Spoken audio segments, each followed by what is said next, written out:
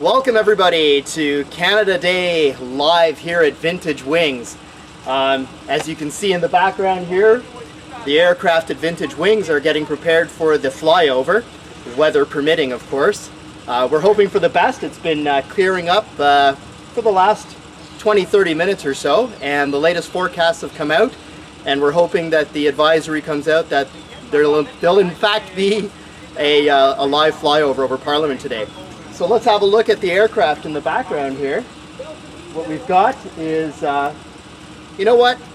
Hold on that for a second. Let's get Sean Costello out here, our producer, and we'll get back to what's happening in the Vintage Wings area in the background. Hey, fantastic. Sean. Hey, Dan. How are you? Great, great. Thank you very much. Happy Canada Day, everybody. Really happy to be out here at Vintage Wings of Canada. And thanks for joining us, either today on Canada Day or in the future if you're tuning in a little later. So, really happy. We've selected a location that affords us protection from the elements if it does rain. So we're going to move forward with a show, and we've got some pre-recorded material. We've got an interview with the CF-18 demo pilot, Captain Matthew Kutrick. We also have pilot introductions and a little bit of aerial footage from the Snowbirds. I shot that out at Dundurn about 3 weeks ago. We'll also try and come up with a couple other interviews and discussion points. And then, Dan, we're going to grab the other cameras that we have set up, and we're going to track ramp operations. So we'll see behind us the Corsair is receiving fuel, a little bit of go-go juice, and we're going to go through each of the 4 Vintage Wings of Canada warbirds that will be flying today, especially if we see this continuing improvement to weather. I'm feeling pretty good about this. I'm feeling pretty good too. Hopefully it does clear up, and you know, Canada 150, it's an important day today, so if we can get these fabulous aircraft up there and over Parliament, and of course we have the opportunity to see them out on the ramp, that's going to be great. That's it. So we're also joined today by Jonathan Edwards. He's a volunteer, long-standing volunteer with Vintage Wings of Canada, and the 3 of us are coming together to make sure that what we get to experience here today is something that you have the chance to experience as well. He's operating the camera, Jonathan is, going in the other direction, so he's going to be shooting the tarmac operations towards the actual Gatineau-Ottawa Executive Airport. That's where the Snowbirds are, that's where the demo F-18 sits, as well as a number of different Canadian Forces helicopters. So we're going to check in with him in a little bit.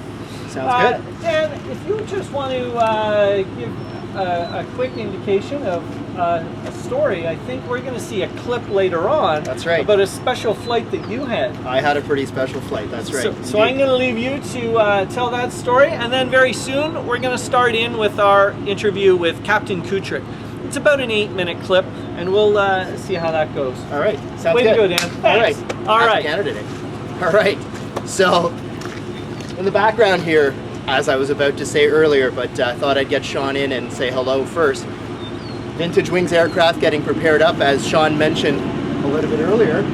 The Corsair over here fueling up, and in the background over there, the Robillard Brothers P-51. There's a Spitfire out there, and way off in the background, which you probably can't see on the camera, there's the Hurricane.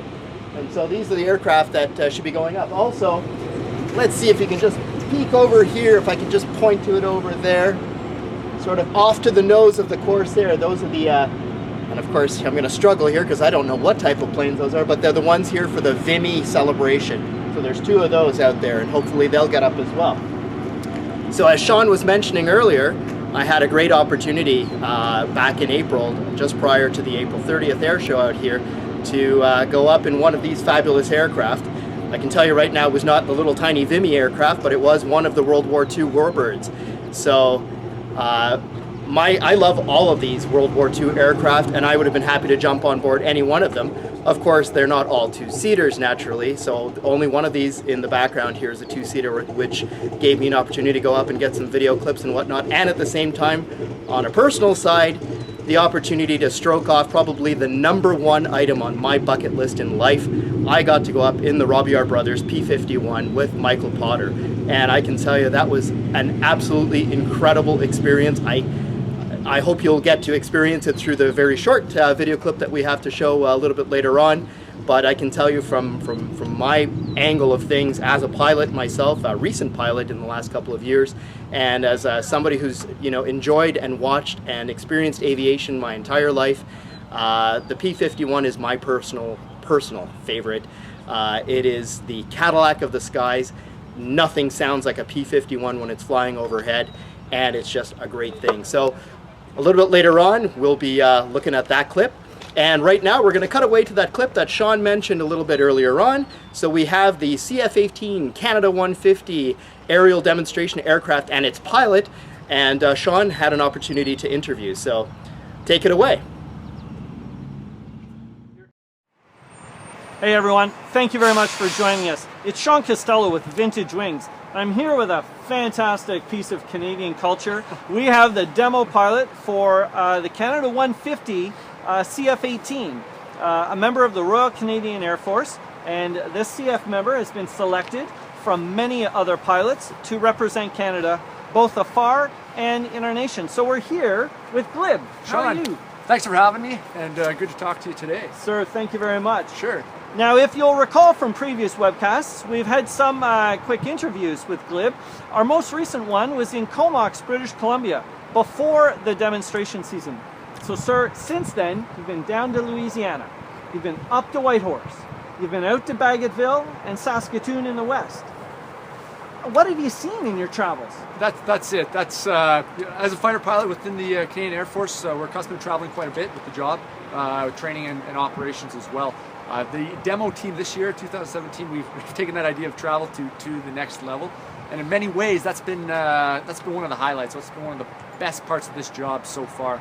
Traveling, we say coast to coast to coast up to the Arctic. And in many ways, we've seen that already. You said it, Louisiana. We trained out on the west coast, Vancouver Island. We're going to be heading to the Atlantic coast shortly. We've already been up to the Canadian North. The best part about that travel, not being the travel itself, but being the people we meet along the way. So we knew that this was going to be a big year. Canada 150, our team, myself, had a ton of enthusiasm for the project and for the celebration that we're sharing. But we get on the road now, we're meeting people. We're meeting people in Whitehorse, Saskatoon, we were in Barrie yesterday, all across this country, and we're seeing Canadians that have that equal level of enthusiasm for our country and our country's 150th birthday. So that gives us a lot of energy, and that makes it really special. That's amazing. Now, speaking of energy, where are you right now? Right now, we're in the National Capital Region. So I'm standing on the ramp at the Gatineau Airport, and we're here for the big one. July 1st is coming up, and that's why we're here. That's on Saturday. What does it mean that you're going to be part of what is to be an epic parade of both former and current Air Force hardware? Yeah, I'm at a loss for words as we try to describe the feeling going into this. In many ways, our celebration, the Canada 150 jet, and the program we're sharing with Canadians, in many ways, this is a pinnacle for us. July 1st, our country's birthday, here in Ottawa, sharing it with Canadians, it's going to be huge. And it's the connection that we're really feeling. So we're here with the Snowbirds, but most aircraft from the Royal Canadian Air Force current inventory, the fleet, are going to be here as well in this massive parade overhead of Parliament Hill on July 1st. Now that connection extends even further because we have warbirds from World War II. We have replicas from World War I that are also joining this parade. So you get this Canadian lineage and this RCAF, this heritage that is so deeply rooted in everything we do. And we're just kind of bringing it together in this huge special production, sharing it with Canadians on the afternoon of July 1st. That is fantastic. And those 4 World War II era planes are going to be flying from the Vintage Wings collection. So we have, of course, Michael Potter has been very generous with his efforts and his resources to help make sure that story can continue to be told. So that's the Vintage Wings part of this.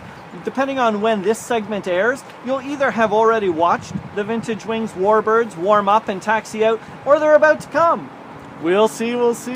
But in the meantime, I'd like to ask Glib just to give us a quick idea. We can see your lovely bird. Does it have a pet name? It does. That's funny you mentioned that. Just before the pet name, I feel like I got to say something here as you're talking about those warbirds and Vintage Wings.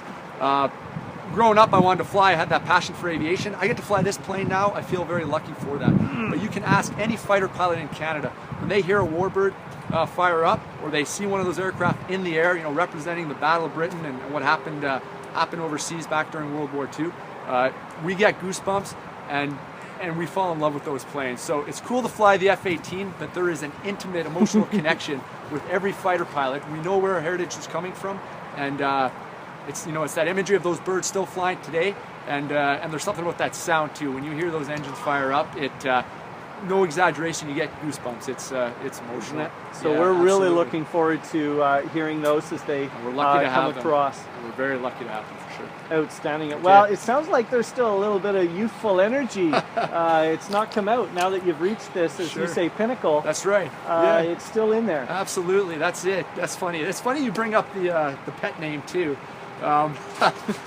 Most planes have some pet names that naturally just evolve or develop, nicknames or whatnot.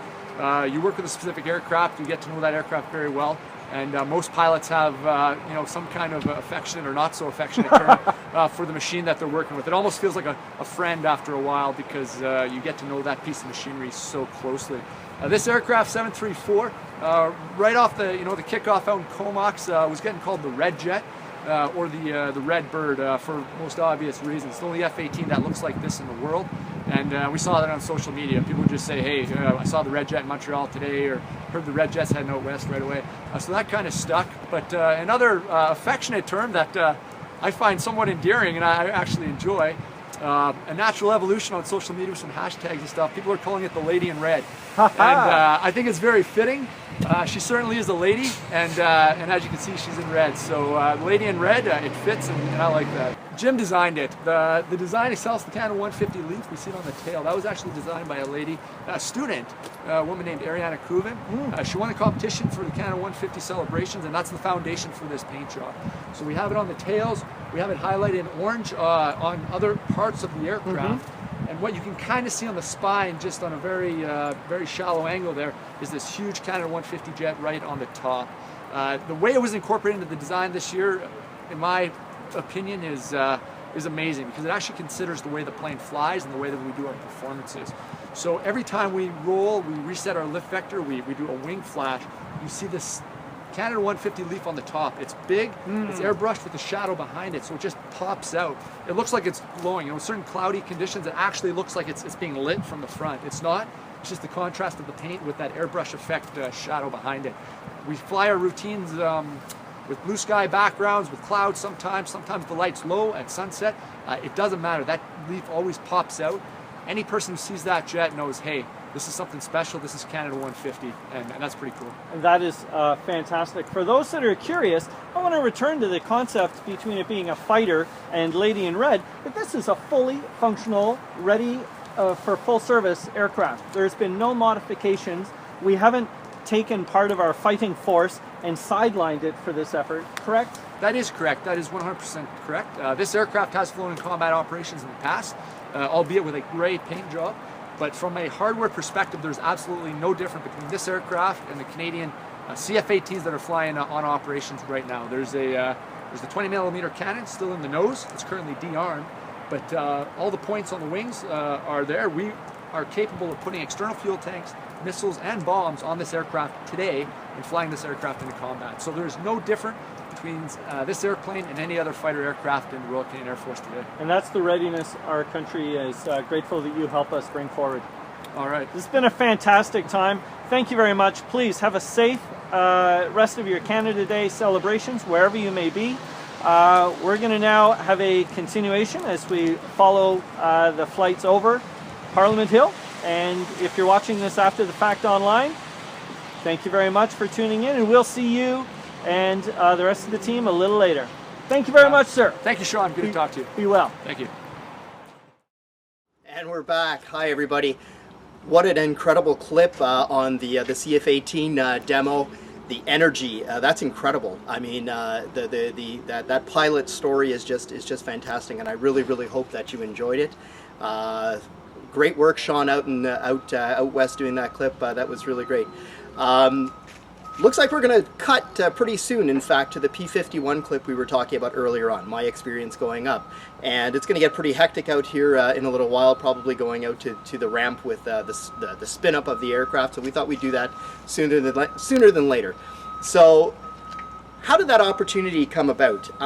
It was really a matter of serendipity, and I was out here. We talked about Jonathan Edwards, one of our crew here on the Vintage Wings volunteers to help out with video tech and all of that. And we were together the day before the big air show here on April 30th, and we came out to grab film footage of aircraft, mostly from the ground, and we wanted to set up some cameras inside of the cockpits of the aircraft. And it was a matter of opportunity, knowing that there was actually the empty back seat of the P-51 that day with Michael Potter piloting. And we thought, wouldn't it be great if we could actually get some real live on board, not just a static GoPro stuck in the back of a cockpit. And it really was a question of asking if it was possible. Of course, there was a few legal questions and whatnot, because it was in fact a practice for the air show. So that was all cleared up, and next thing I knew, before I could even really give it a lot of thought, I was being strapped up into a parachute. I mean, this was crazy. I've never actually parachuted in my life. Frankly, I fly planes, but I am terrified of the idea of parachuting. But nonetheless, you don't have much choice, because in fact, in a P-51 and in a lot of these old warbirds, or in fact probably any fighter aircraft even of the day, today, you've got to be strapped in because it's your seat. The aircraft, in fact, are pretty much seatless. You're sitting on a metal pan, and the parachute itself is your seat. And so I was in this thing cinched up, absolutely tied down from top to bottom. I could barely breathe with this parachute on. And next thing I know is I was climbing up into the P-51 cockpit and being strapped in and being told how things were going to transpire. I won't tell you about the little placard that was sitting right up in front of me on the P-51, something along the lines of, I'm doing this at my own risk. But you know what, it was absolutely worth it for me. I didn't think that through too much and thought, you know what, this is a bucket list item. This is going to be a worthwhile endeavor. So I was getting strapped up and set up, and I had a camera ready to go, and I had such a wonderful time. And we closed up that cockpit bubble, and next thing I know is we were out here at the Gatineau apron and doing the run-up. And I can tell you, even the run-up was something quite spectacular, just in terms of the sounds and the vibrations of that aircraft. So anyway, without much further ado, let's look at that clip. It's not a very long clip. It's just a nice opportunity to see what it was like up in the P-51, and I hope you enjoy it. This is a World War II P-51D Mustang, the Cadillac of the skies. It is located at Vintage Wings at the Gatineau-Ottawa Executive Airport, and it is owned by the Michael Potter Collection. I had the grand privilege of being invited to go up for an aerial formation flight in practice for the Aero 150 Air Show. We were accompanied by the Corsair and the Hurricane. Enjoy the sights and the sounds.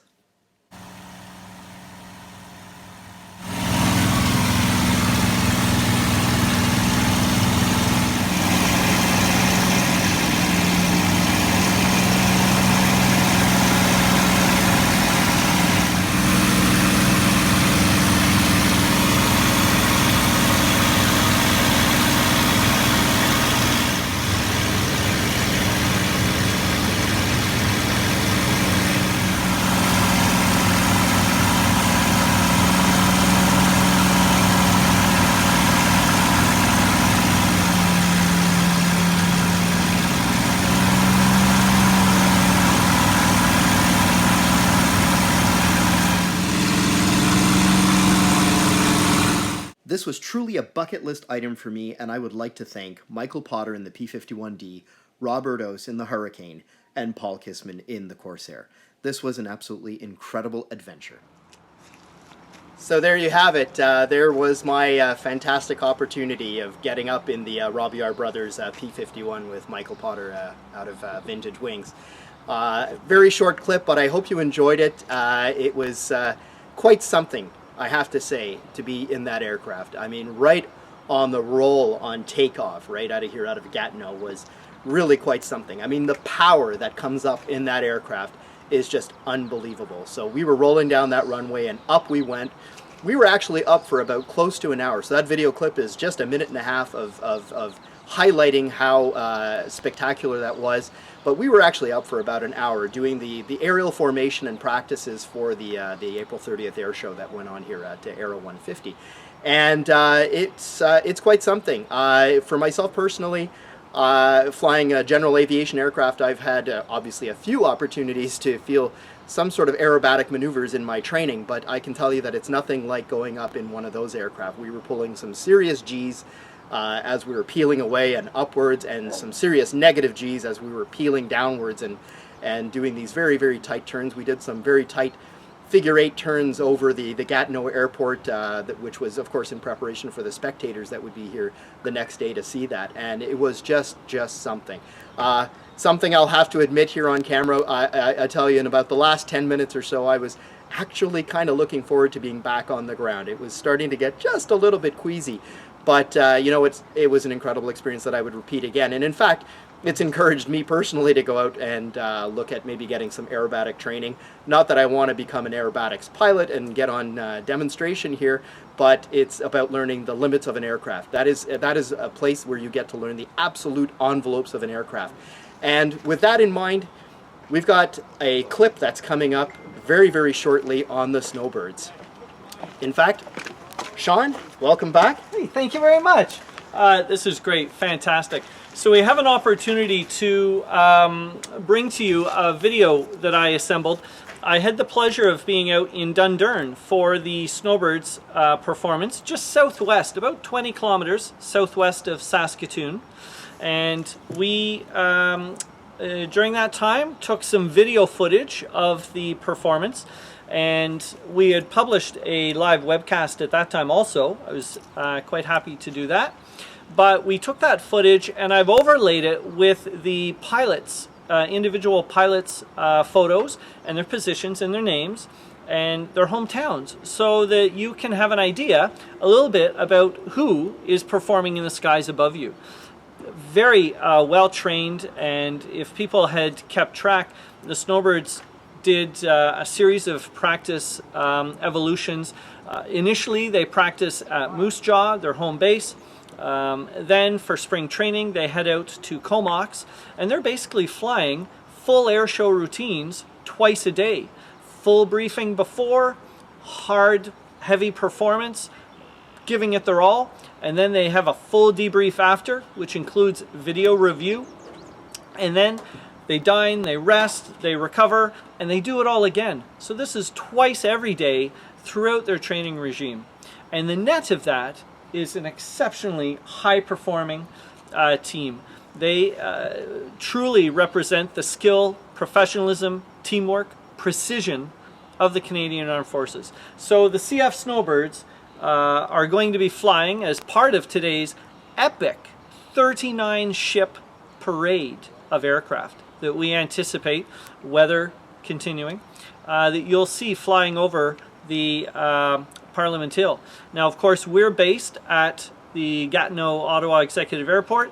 We don't have a sight line on that, but I would encourage you to open up and research CBC and or CTV, because they have all the cameras down at Parliament Hill. We wanted to bring you behind the scenes, and that's what this is going to be about. That's so fantastic. Dan, it's about a 7-minute clip with the Snowbirds, and as that happens, we're approaching the time when ramp operations are going to start picking up. We're going to start seeing some birds getting propeller spinning, some jets making some noise, and at that point we're just going to let the cameras tell the story and we'll stay out of your hair. But in the meantime, we have the pleasure of the Snowbirds intro clip. And Dan, geez, what a view, eh? How about we just step off frame for a second and it's beautiful. So over on this side, I'll just point with a little bit. You see one of the Newports. There's 4 Newports, which are... That's the name I was looking for earlier. Hey, there you go. 4 replica biplanes, representative of the World War I flying efforts. And so they're going to be flying in today's parade. And we were scheduled for an interview, but because of the weather considerations, the pilots were unable to come across. They were focused on their pre-flight operations, and safety of course, trumps everything else. Safety always trumps. Yeah, so we don't have a conversation with them. It was going to be live. We'll try and get them back a little later. And then we have a glorious, just lined up. Thank you. I assume they did that for us. I think it must be just for us. I mean, every time I'm here, they're there. I love it.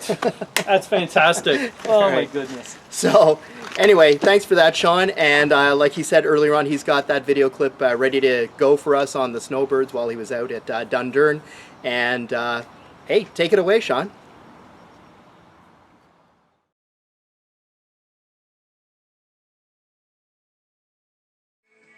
On Snowbird 11, Captain Paul Faulkner, call sign Falky, from Fort Erie, Ontario. I am a C-130, Harbor 2 and Hawk Senior Instructor Pilot, and bring over 4,500 military flight hours to the team. Today's safety pilot is Snowbird 10, Captain Blake McNaughton, call sign Dottie, from St. Catharines, Ontario. Captain McNaughton is also a Senior Harbor 2 and Hawk Instructor. He brings over 3,000 military flight hours to the team.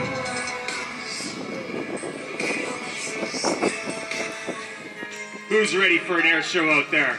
I can't hear you. Much better. I'll be a ghost, you gain, you stay deep. 2017 Canadian Forces Snowbirds!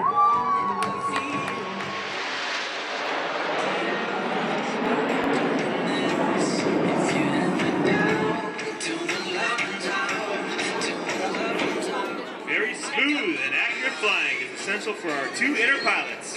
Flying in the inner right wing position is Snowbird 2, Captain Abe Pine from Victoria, BC.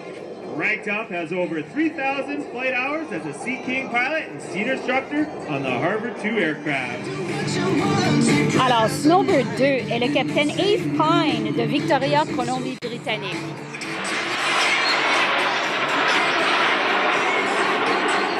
Flying in the inner left wing position is Snowbird 3, Major Jason Tuckett, call sign J-Rock, from Hamilton, Ontario. J-Rock is a Griffin pilot and a senior Harvard and Hawk instructor with over 4,000 military flying hours. When I was 6 years old, broke my leg. Le Snowbird 3 est le major Jason Tuckett de Hamilton, Ontario. His friends.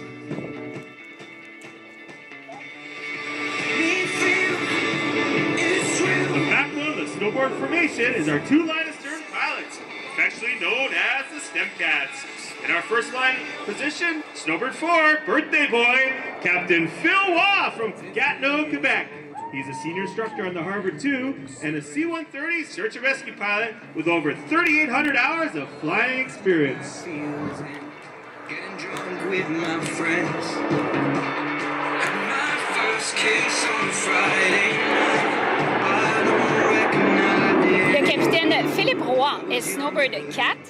Il vient de Gatineau, Québec. Second line astern is Snowbird 5, Captain Matthew Hart from Parksville, British Columbia. Hitman is a senior instructor on the Hawk with over 2,500 hours of jet flying experience. Snowbird 5 est le capitaine Matthew Hart de Parksville, en Colombie-Britannique.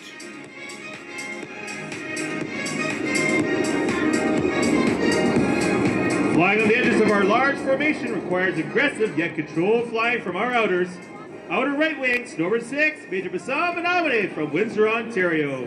A Sea King pilot and senior instructor on the Harvard Hawk aircraft, Shredder brings over 4,000 military flying hours to the team. Snowbird 6 est le major Bassam Manamane. Il vient de Windsor, en Ontario.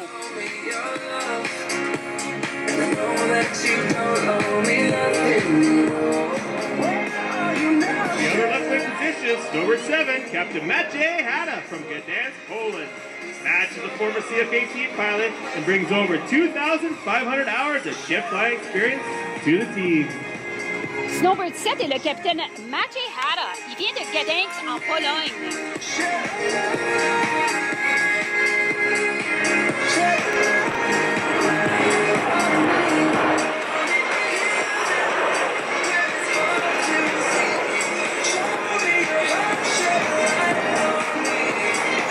They say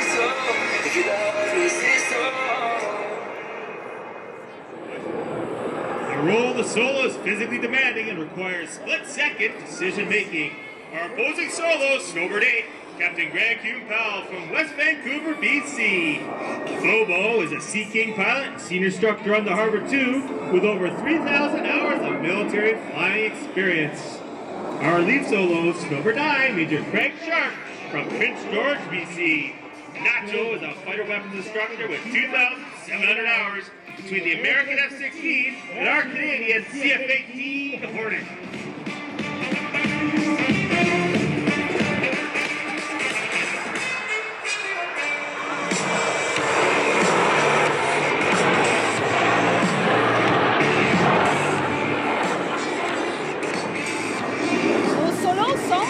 Opposé, Snowbird 8, le capitaine Greg Hume-Powell. Et notre solo principal est Snowbird 9, le major Craig Sharp. Leading a 9-plane aerobatic team requires finesse and superior situational awareness. Snowbird 1, Major Patrick Beaubay from La Baie, Quebec. As an experienced CF-18 fighter pilot, Paco was selected to fly the 2012 CF-18 Hornet demo. He was also Snowbird 6 between 2004-2006 season and brings over 5,600 hours of flying experience to the team. Diriger une équipe de voltige de 9 avions requiert une grande finesse et une connaissance de la situation supérieure. Le major Patrick Gobeil est Snowbird 1, vient de Saguenay, Québec, en tant que pilote de chasse chevronné sur le CF-18. Paco a été pilote de CF-18 de l'équipe de démonstration en 2012. Il amène à l'équipe plus de 5600 heures de vol.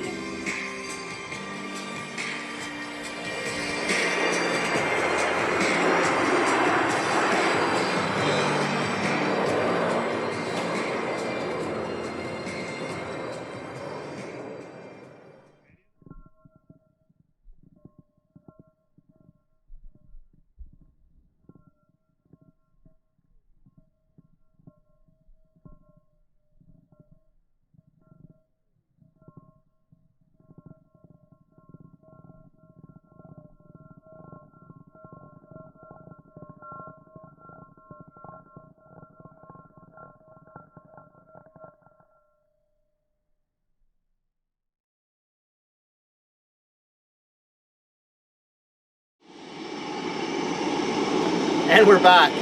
I'll try to speak up a little louder, but first of all, that was the reason I say that, of course, is because we've got some aircraft spinning up. I'll talk about that in a second, but welcome back from the clip on the Snowbirds out in Dundurn. That was a really fabulous clip, a great opportunity to get up and close and personal with the Snowbirds crew. Great job, Sean, with that. That's really fantastic. A nice condensed view of that air show too. Some great clips. Thanks very much. So anyway, ramp operations here are starting up at on the apron here at the Ottawa Gatineau Executive Airport. You can probably hear some of that sound already. That's why I'm speaking up. I think that might actually be the Hornet that's starting its engine. So let's cut over. Jonathan, who's got the camera set up on the other side over there, he's got a great view and he's going to show you what's happening out there. So enjoy that.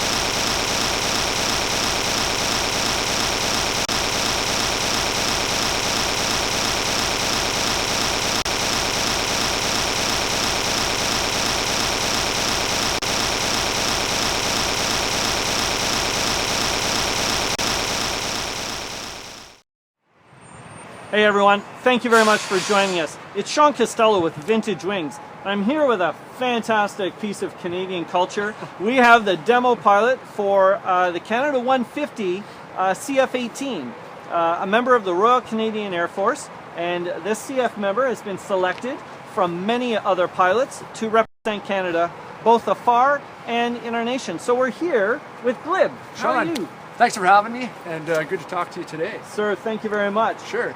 Now, if you'll recall from previous webcasts, we've had some quick interviews with Glib. Our most recent one was in Comox, British Columbia, before the demonstration season.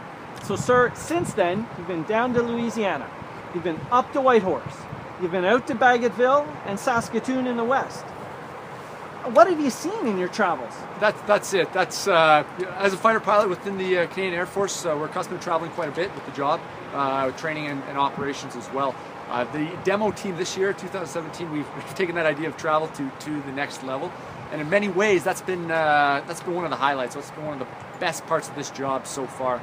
Traveling, we say coast to coast to coast up to the Arctic. And in many ways, we've seen that already. You said it, Louisiana. We trained out on the west coast, Vancouver Island. We're going to be heading to the Atlantic coast shortly. We've already been up to the Canadian North. The best part about that travel, not being the travel itself, but being the people we meet along the way.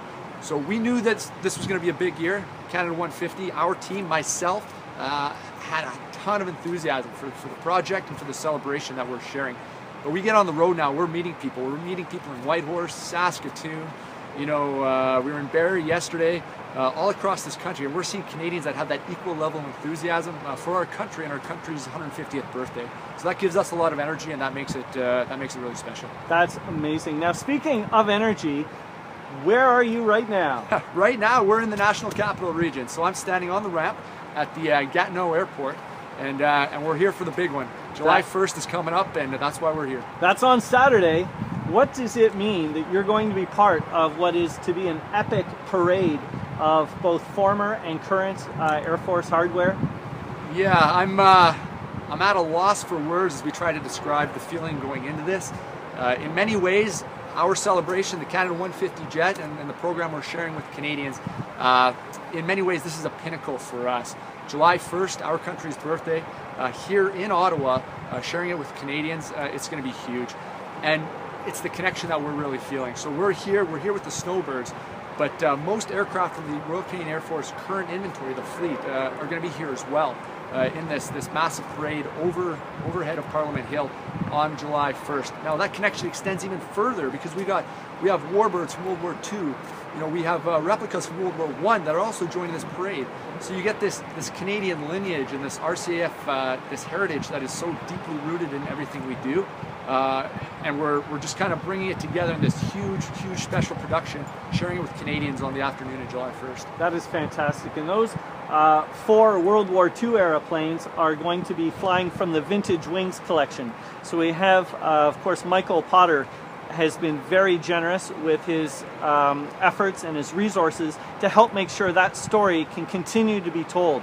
So that's the Vintage Wings part of this. Depending on when this segment airs, you'll either have already watched the Vintage Wings warbirds warm up and taxi out, or they're about to come. We'll see. But in the meantime, I'd like to ask Glib just to give us a quick idea. We can see your lovely bird. Does it have a pet name? It does. That's funny you mentioned that. Just before the pet name, I feel like I got to say something here as you're talking about those warbirds and Vintage Wings.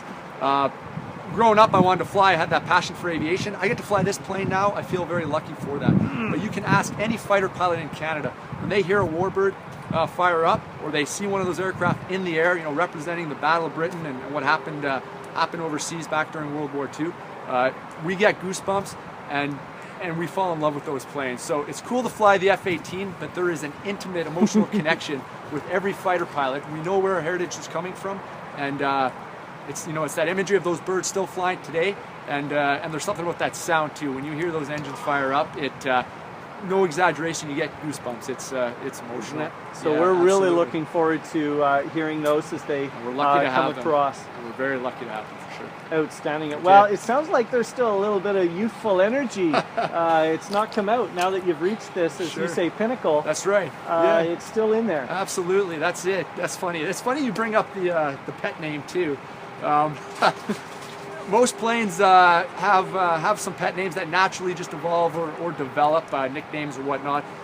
You work with a specific aircraft, you get to know that aircraft very well, and most pilots have some kind of affectionate or not so affectionate term for the machine that they're working with. It almost feels like a friend after a while because you get to know that piece of machinery so closely. This aircraft, 734, right off the kickoff out in Comox, was getting called the Red Jet. Or the Red Bird for most obvious reasons. It's the only F-18 that looks like this in the world, and we saw that on social media. People would just say, hey, I saw the Red Jet in Montreal today, or heard the Red Jet's heading out west right away.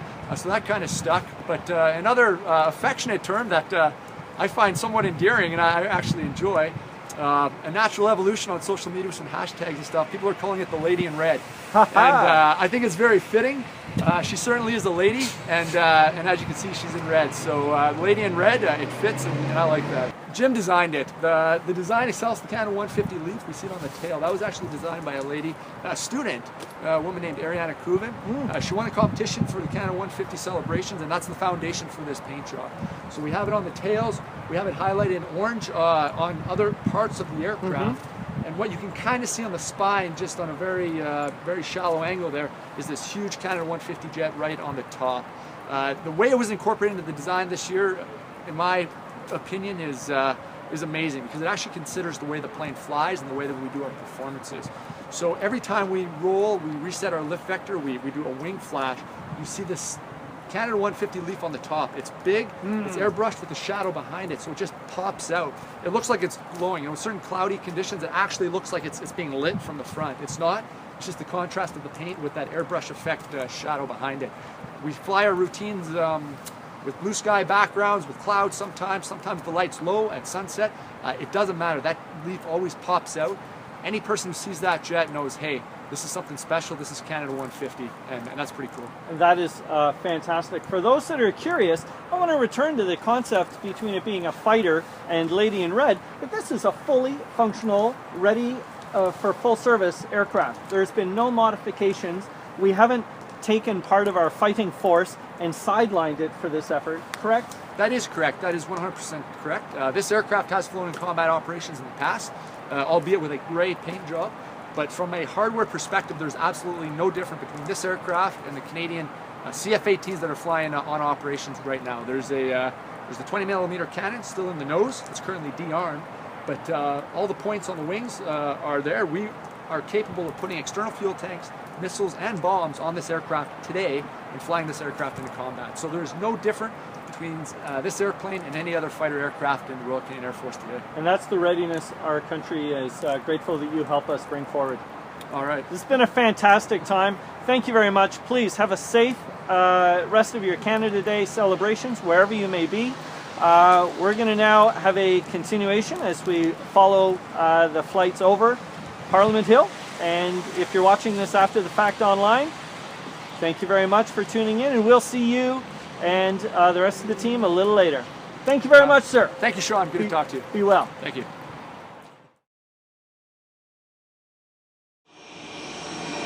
All right, so we're back from that fabulous clip. Thanks again for showing that, Sean, to our viewers out there. And for those who got to see it a second time, hope you enjoyed it just as much as the first time. So we've got our cameras trained out onto the apron at the Ottawa Executive Gatineau Airport while we can hear aircraft starting to spool up.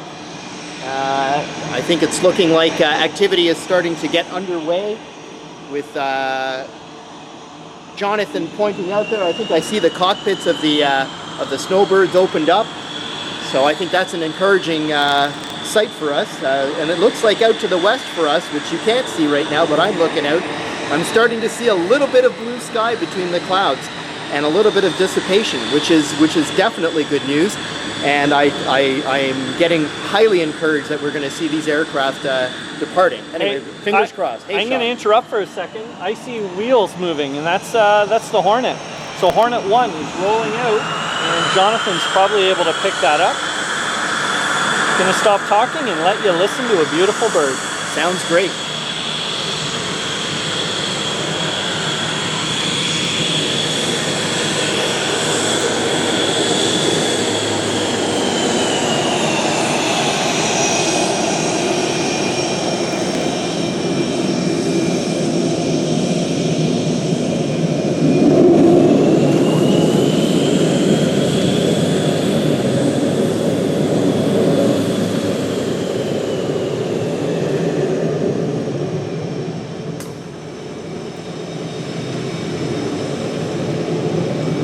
Well, that's it. So looks like Glib has started a repositioning, but is not yet headed out to the runway.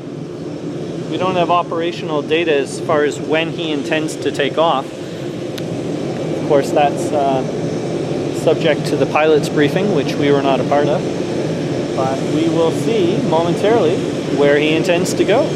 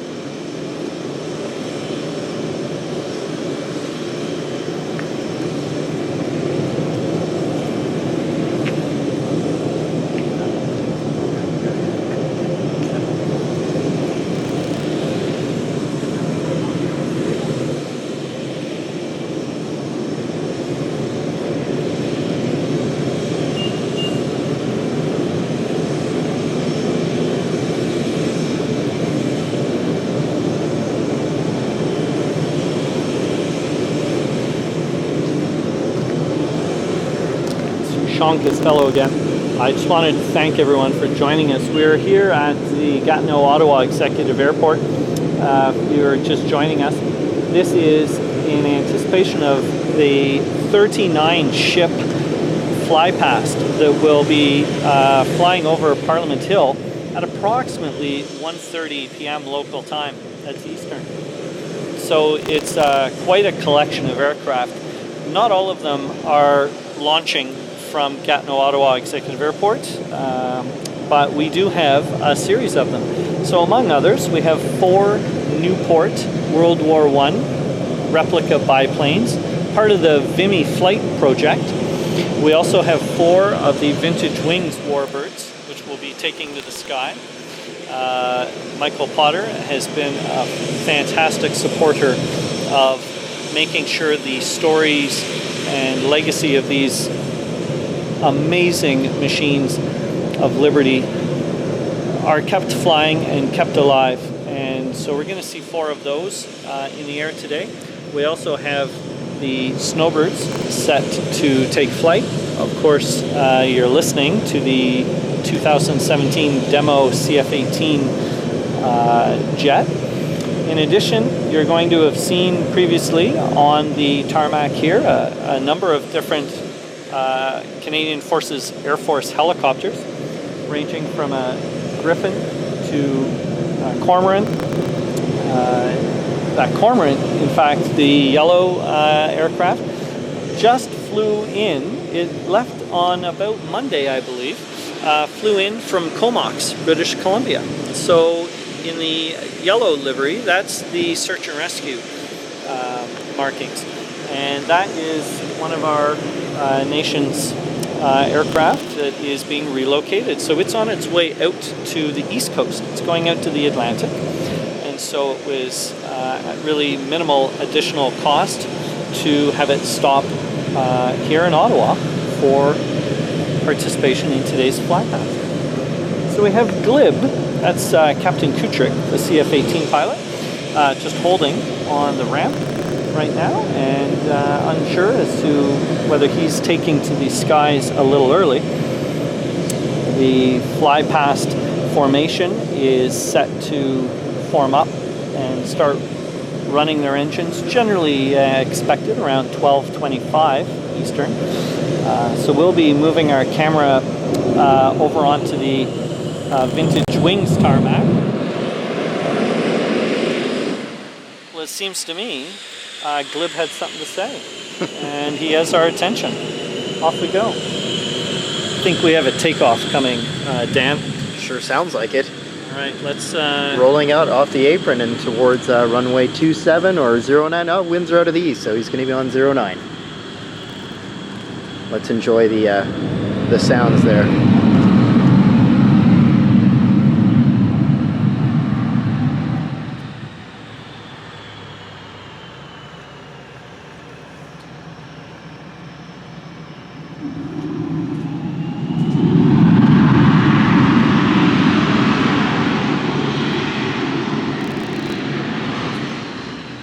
So the Hornet is backtracking on 09 as we speak. And, whoa, I can hear something else spooling up out there.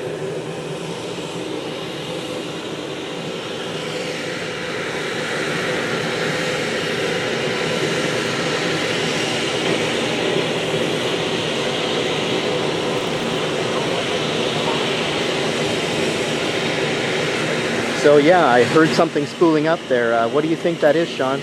I'm seeing lights on the cormorants, and I see technicians are still making their way out. They're marching out to the snowbird line. So not the snowbirds, that's the cormorant getting started. The snowbirds I see aren't in fact marching out. They're doing their fog walk. We'll see if we can get a couple photos of that. Oh, Jonathan's going to pan over for us. Awesome, thank you. So the fog walk is very important. That's where the immediate tarmac, the space where the taxiing will momentarily occur, is examined to ensure there's no loose particles or other particulates that will pop up into one of the jet engines and damage the turbine blades. We have a video clip while I was in Moose Jaw. I had the privilege of being given a tour of the turbine. So we're going to see that momentarily. Jonathan, I'm going to get you to come around to the runway and let's have a look at Glib as he shows us what his bird is capable of doing. Here it goes.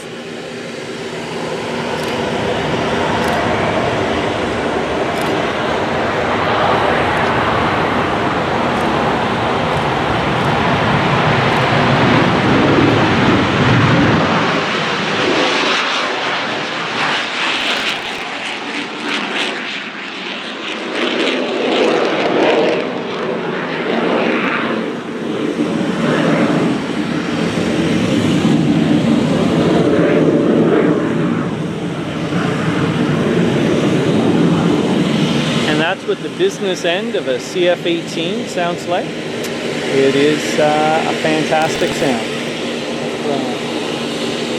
Right, so fog walk seems complete. Technicians are making their way to their individual assigned jets, and they, I expect, would be joined by pilots momentarily.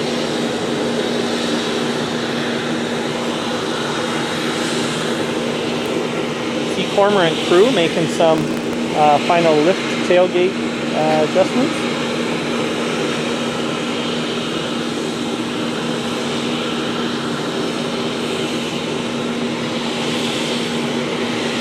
Seems to be removing the cables that would hold and take the load off of the hydraulic system. So in preparation to close up, button up, and get things moving.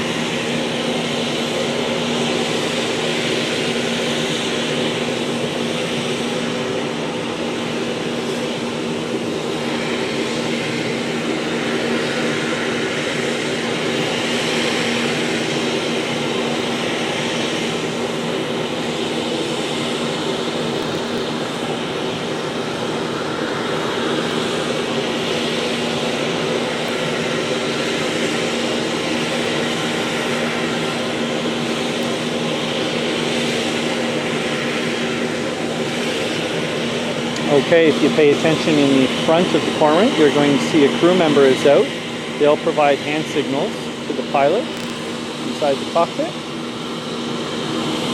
Also connected via a headset direct connect audio radio frequency.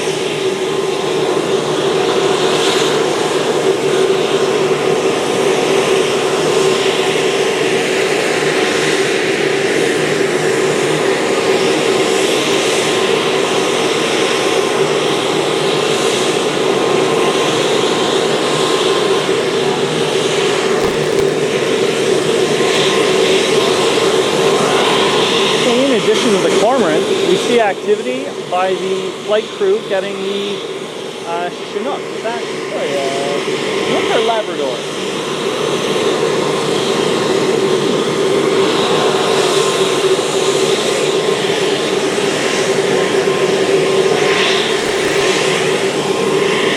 One should not doubt themselves. Indeed, a Chinook. So we see that is also, there's flight crews heading out to the Griffins. Seems this is going to be a fairly busy tarmac. This is great. We'll check in on the Vintage Wings aircraft momentarily.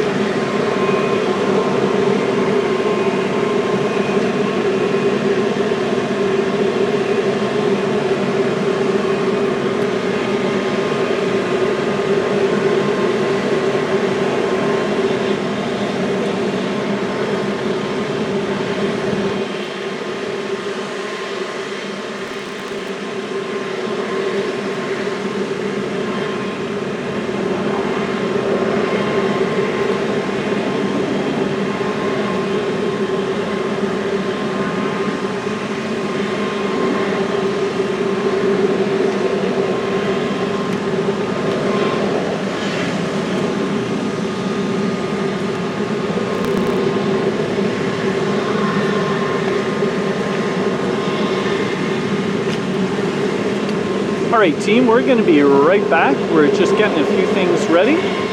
You'll see the Vintage Wings logo for a bit, and then we will return momentarily. Don't go anywhere. Do not adjust your channels.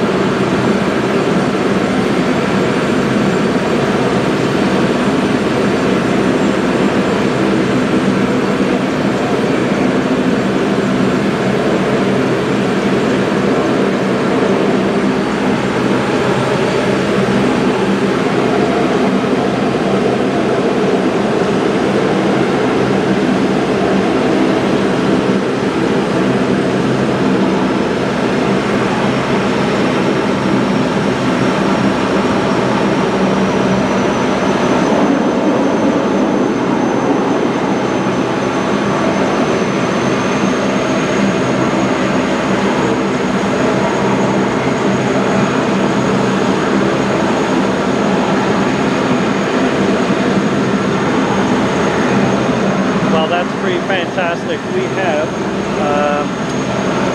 both tarmacs taking position here. Dan, this is amazing. Absolutely amazing. We've got rotors flying. We have a series of warbirds getting ready to come up. It's quite a unique opportunity to see all of this vintage going up from the beginning of the century till now.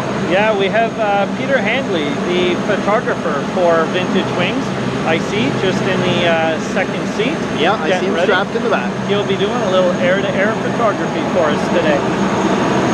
Great opportunity.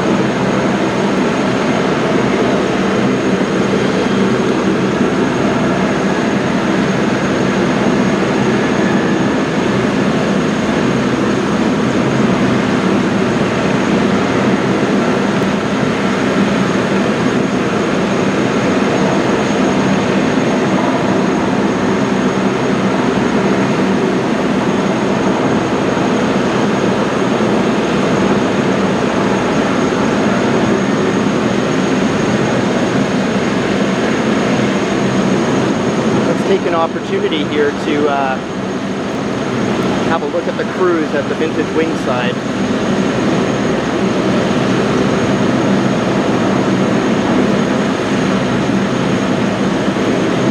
So there's the P-51 with Peter Hanley, our photographer, one of our photographers here at Vintage Wings. I know what it's like to be sitting in that back seat. Great opportunity. You'll have a lot of fun.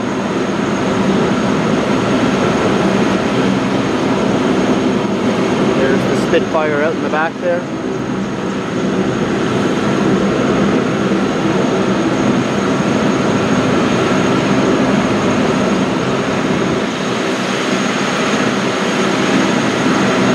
I think that's Michael Potter.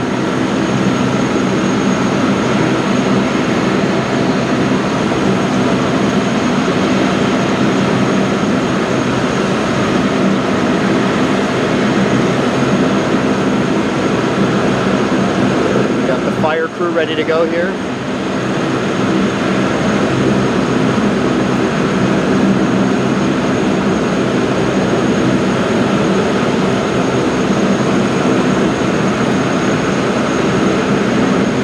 Those great VIMY aircraft in the back, commemorative aircraft.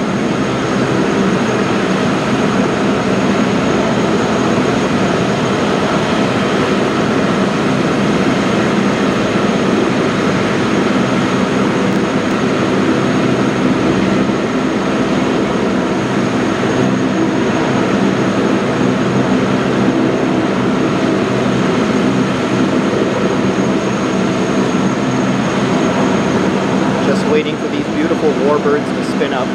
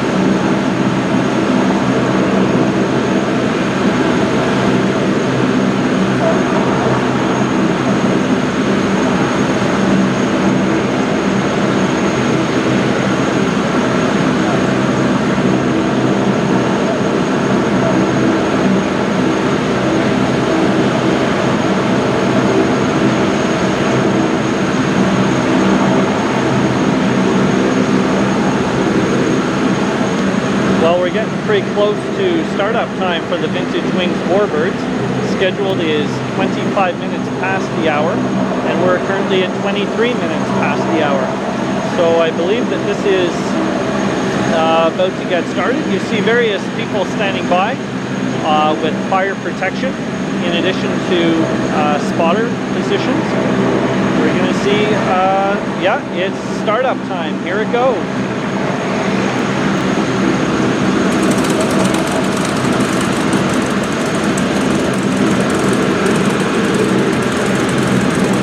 And the P-51 is firing up.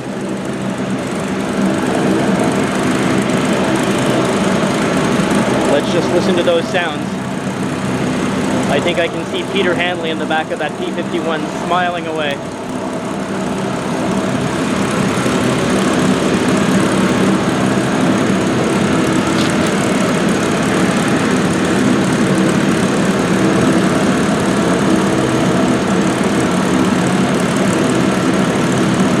And here go the blades on the Corsair.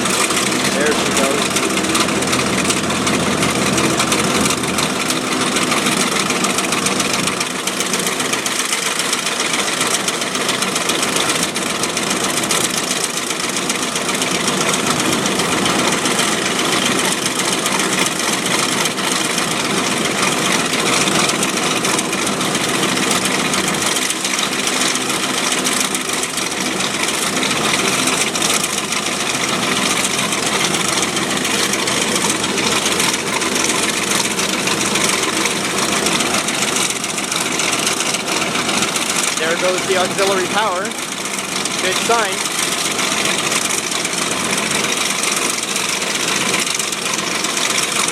Off in the background, the Hurricane is spinning up as well.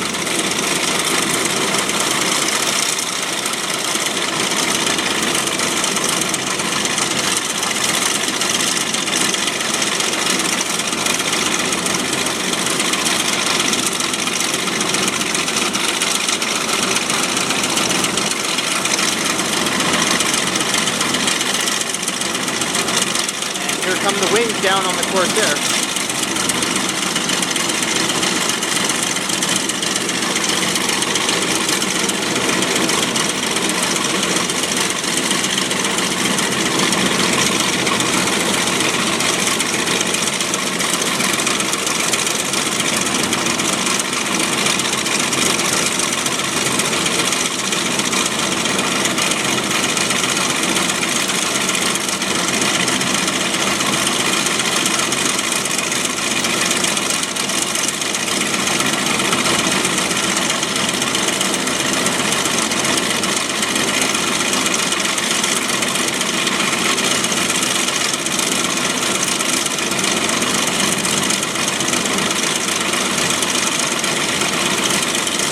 The Spitfire is spinning up as well.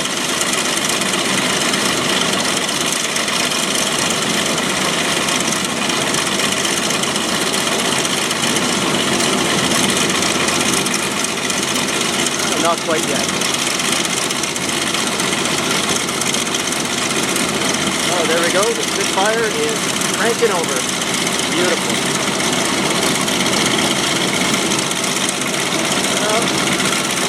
False start.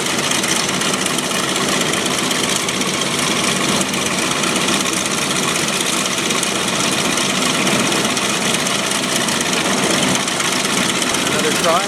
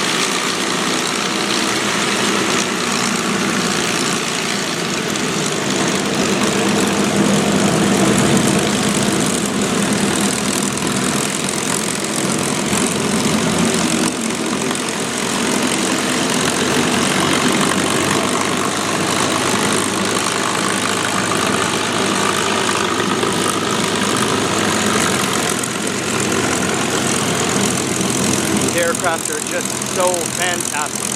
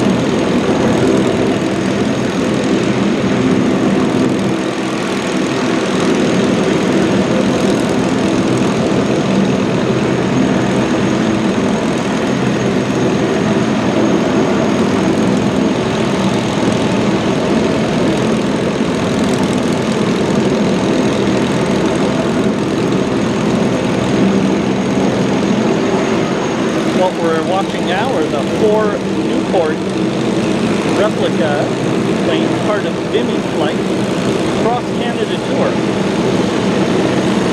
They flew over VIMY during the ceremony this year, 100th anniversary, and then they've come back to North America and they're crossing Canada, east to west, on their way back to Como. We're fortunate to have them in town here in Ottawa. They will be an early part of the parade.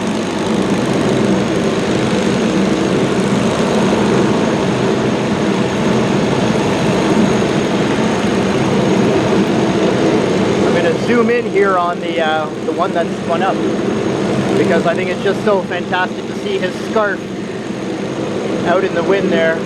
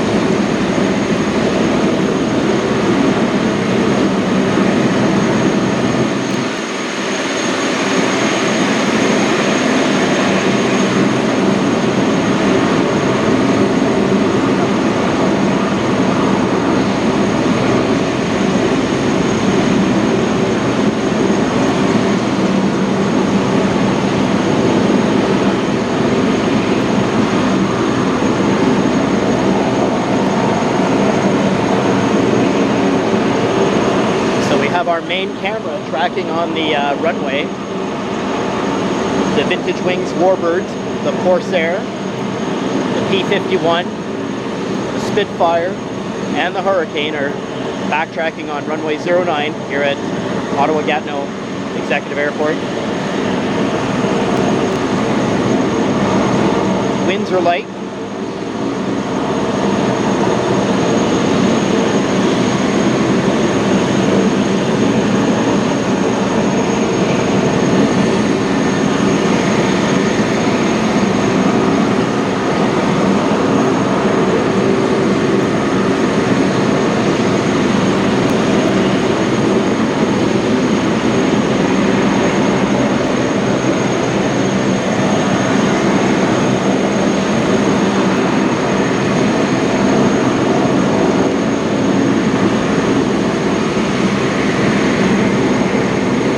Corsair has turned around, lined up on 09.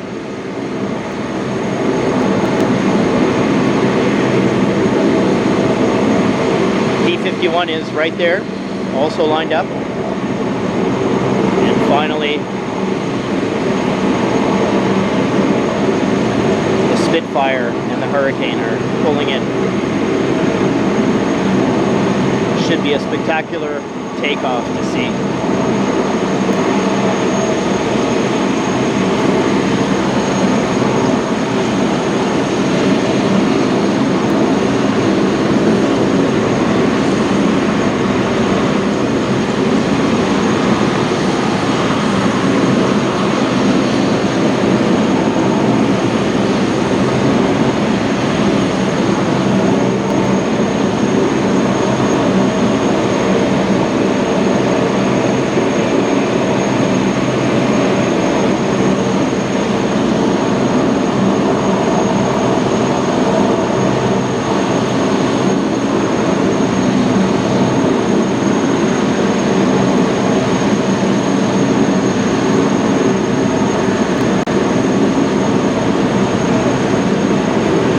Corsair is on the roll. Lead formation plan.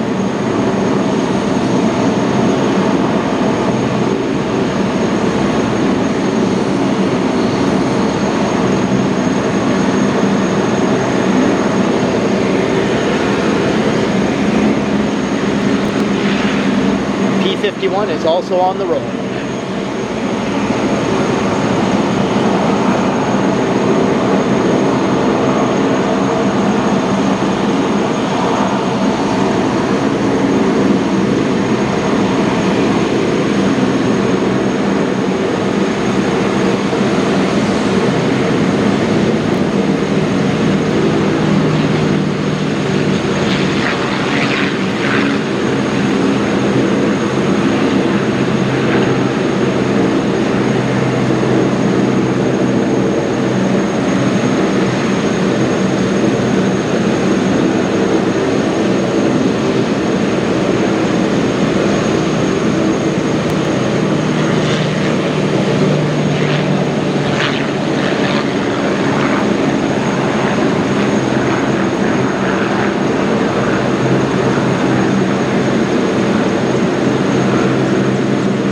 The Hurricane.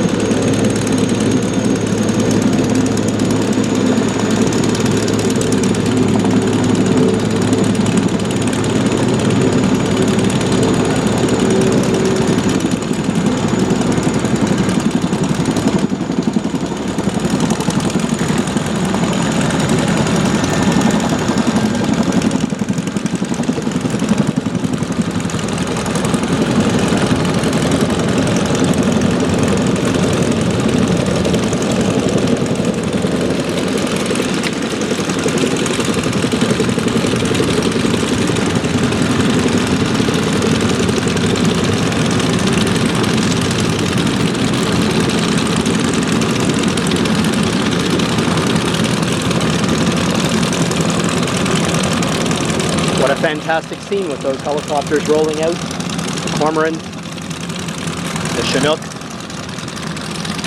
Huey.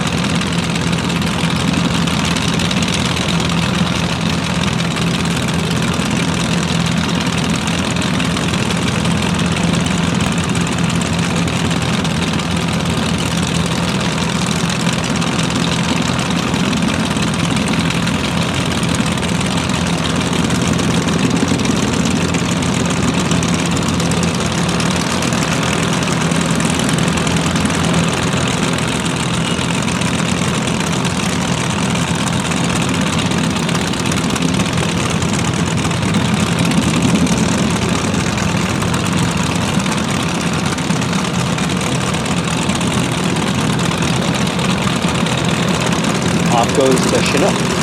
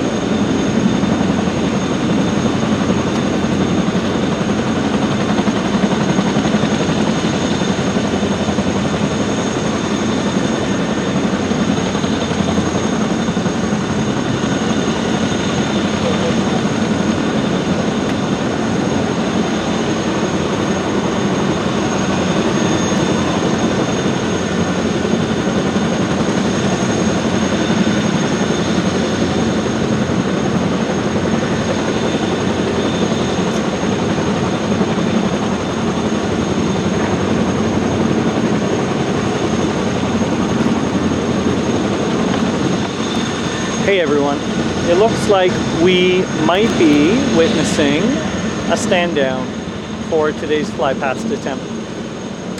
We've just seen the warbirds come by. There's another fly past coming. Here we go.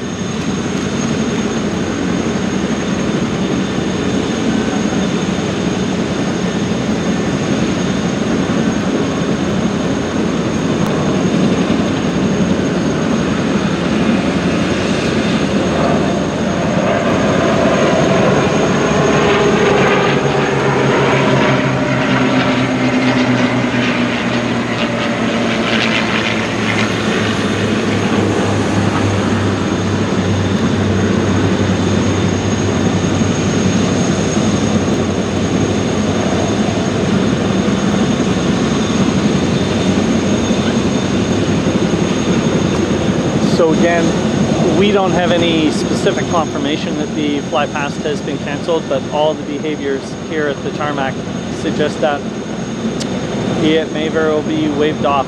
We'll attempt to get some online verification through Twitter or whatnot. Yeah, absolutely. And we'll tell you what we know, but it is essentially looking like the warbirds are coming back in for a landing. The new ports have, as you can see, been shut down and crew stepped away from. Well, that's very unfortunate for those of you who are at Parliament Hill, that you're not going to get to see a fly past, but maybe you'll hear about our webcast and come on back and watch what happened in the hour and a bit leading up to it. Dan, what do you think? Yeah, well, the warbirds are coming back in. Here they are, right on shot. There's the Corsair.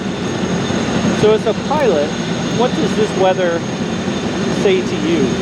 Well, you know, the ceilings are very, very low, so that becomes obviously a very difficult situation, especially for a flyby over an urban area. There are absolutely safety minimums that have to be respected in terms of flying over populated areas. Right. And so the likelihood of being able to do the flyby, given these conditions at this current juncture, is not looking very good. Right, and with 39 aircraft, that was an unprecedented size formation that we were going to be seeing. So lots to take care and be careful about. Absolutely. That type of formation flying is very, very complex. Everybody has to keep very tight formation while at the same time respecting the distances above and below them, and that just makes it all the more harder under conditions like today. Very true. Having a look at the pilot's briefing, there was a map of a number of holding pattern boxes off to the east of Ottawa and Gatineau, where various planes were formed up and they were doing their circles. And then they would come form a steady stream. All 39 aircraft were going to have passed over Parliament Hill within an 8-minute window. It's going to be fantastic. There might be alternate plans. I'm not sure. We may see. We'll try to find out about that for sure, because it would be a terrible shame if it doesn't happen. Now tomorrow is WE Day. That's on the hill, going to be an inspirational and youth leadership event, and I believe there might be a plan or a possibility that we could look at a second fly past at that time. The weather's looking better for tomorrow. Of course, in the aviation world, you don't know until the last minute. Isn't that always going to be the case then? Yeah, birds are getting put away for Birds the day. are being put away, so yeah, that's definitely a scrub for now. Over on the other tarmac, of course, Jonathan is following the Cormorant. It follows its shutdown procedures. Chinook as well is shutting down.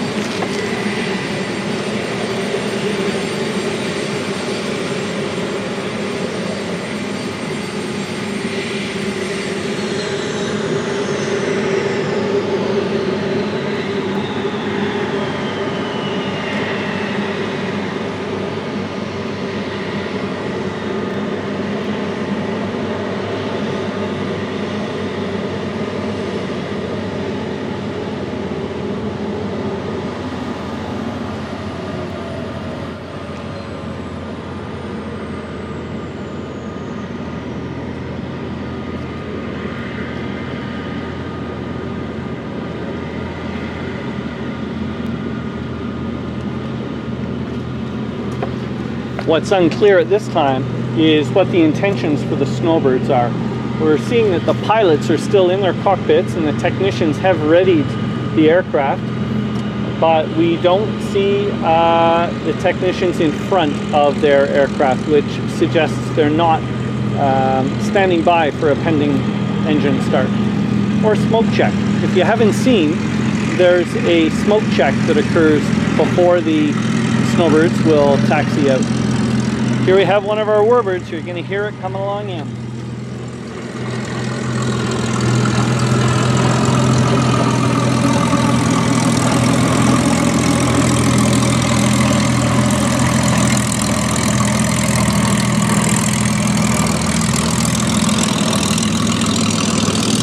That's the Hurricane that's back with us.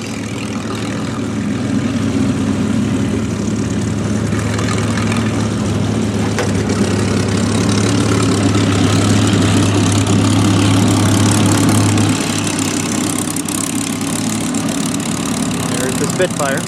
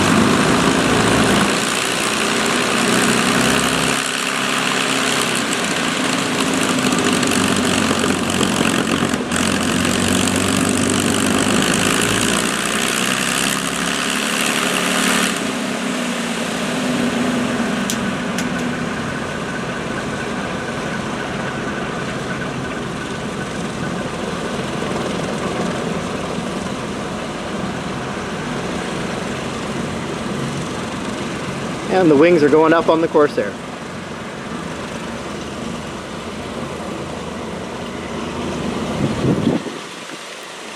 Well, Dan, that's unfortunate that people didn't get a fly pass downtown, but I'm quite happy that we were out. We had dry skies. Last time we were out producing the webcast on this property, bit of snow, A bit of hail, bit of hail, bit of rain, lots of wind, very cold. not a lot of food. Not a lot of food. No. We had a great time at the Aero 150 webcast, and in fact there's still a copy of that webcast available online if anyone wants to see. It was a 5-hour show we produced on April 30th.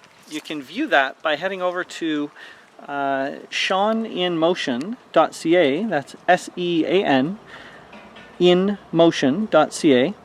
And if you click into my aviation section, you'll see I have chapters broken out, 2 or 3 dozen chapters. So you could click in and see just the warbirds, you could see the snowbirds, various flying acts. So very easy to navigate. And yeah, it was a rainy day. It was really rainy, but we had a lot of fun. I mean, at the end of the day, it was a great air show nonetheless, and I think we stayed quite warm just being excited about the show. And some of the pilots commiserating here probably about not being able to get off the ground. Well, they were off the ground, but not for the flyby. So that's Rob Erdos and Michael Potter.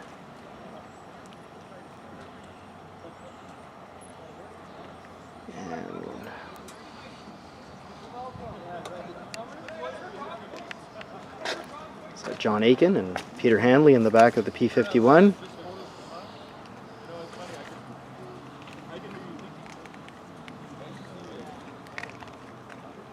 Still keeping an eye on the Snowbirds. Are you seeing techies getting out there? Well, there is movement on the tarmac,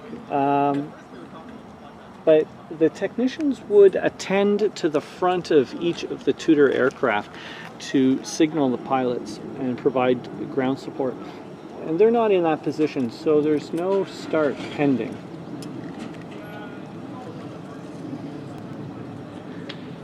Of course, the Snowbirds would have different safety dependencies and operating requirements than the rest of the aircraft that were flying the World War I replica Newports for VIMY Flight and the Warbirds with vintage wings. They aren't necessarily what you would call the fast track jet aircraft performance envelope. So well, that's true, in fact, and sometimes the Snowbirds have alternate altitudes and routines that they can do. I mean, obviously this isn't an air show with routines today, but they may be able to get in a little tighter vertically than the other aircraft might. That's true. Yeah, they have 3 different shows that they'll produce. There's a high show if the conditions are very favorable. They have a low show if there's limited ceiling. And then they have what's referred to as a flat show, which is a zoom and boom experience where we're here, you're here, there's gas in the tank, let's make some noise. The flat show isn't going to showcase a lot of the starburst or big diamond roll type movements. Those routines really are only a part of the high show, but by golly, are they magical to see. No, they are, absolutely. Yeah. So still no movement on the Tudor side. We're not going to hold the stream open for a significant length of time. If we don't see movement, I would say in about 5 minutes, maybe 7, we'll make a plan. What time is it now? It's about 10 past the hour. That's right. I think there might be a coordination for a fly past with respect to the either national anthem or a particular announcement that might be occurring on the hill. So the Snowbirds might just be, pun very intended, cooling their jets while they just mark some time. Not aware of that. Well, hopefully we can get some more information about that in the next little bit. But yeah, it sure did get quiet here. The tarmac very quiet. Was exceptionally loud. It was wonderfully active. Well, let's see how refueling is going. We're going to just move our point of reference for you and we'll see what's happening.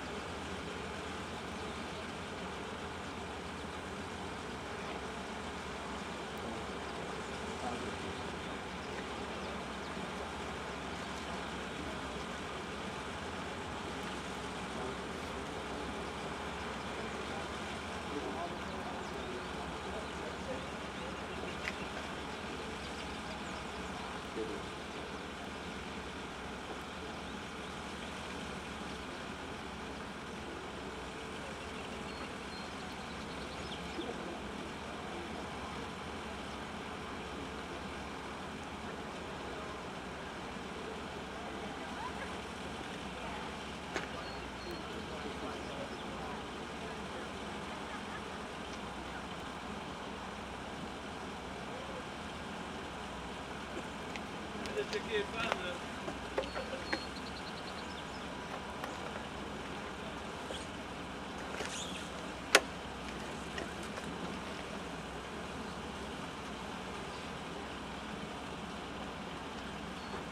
gonna go on camera.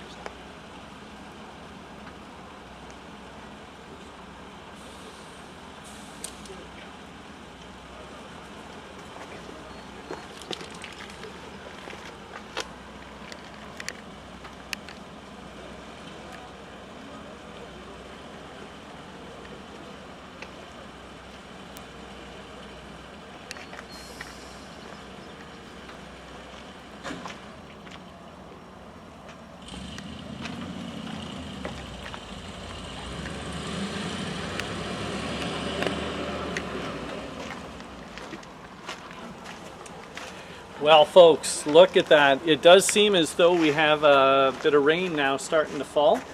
That's more like it. Come on over onto the side, Dan. Yeah, it's rain falling when we're trying to run a webcast at Gatineau Airport. I don't think it's the airport. We've had outstanding support from Gaston Coutier, the director of the airport, and Ken. So thank you very much for that support. But the reality is the weather is turning for the worse. Well, for now, it's turning for the worse. I mean, I don't know what plans are happening. I just had a look at the aviation forecast, and clouds current conditions are at about 800 to 1,000 feet. So that's obviously a scrub for that very reason. Yeah. But the forecast in about an hour or so is calling for 2,500 foot ceiling. So I don't know if that means they may have an alternate plan ready to go.